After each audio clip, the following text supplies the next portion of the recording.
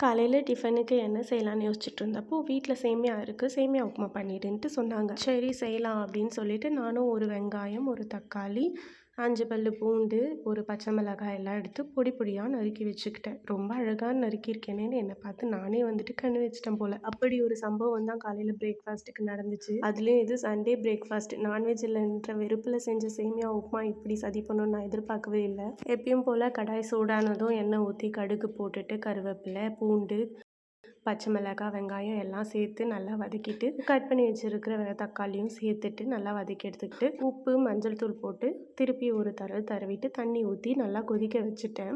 கொதிக்க வச்சுட்டு எட்றா அந்த சேமியா பாக்கெட்டுன்னு திரும்பி பார்த்தா, நான் செஞ்சுட்டு இருந்தது 3 பேர் சாப்பிட்ற அளவுக்கு செய்யலான்ட்டு. ஆனா பாக்கெட்ல இருந்தது என்னவோ ஒருத்தர் திருப்தியா சாப்பிட்ற அளவுக்கு தான் சேமியாவே இருந்துச்சு. சரி தண்ணி கம்மி பண்ணிட்டு செய்யலான்னு பார்த்தா, எவ்வளோ தண்ணி கம்மி பண்ணாலும் அது வந்துட்டு அந்த சேமியாவை விட அதிகமா தான் இருந்துச்சு. கடைசியில கிண்டி கிண்டி சேமியா களி ஆனது தான் மிச்சம். அந்த களிய தான் வந்துட்டு நாங்க 3 பேரும் ஆளுக்கு கொஞ்சம் கொஞ்சம் சாப்பிட்டு முடிச்சோம்.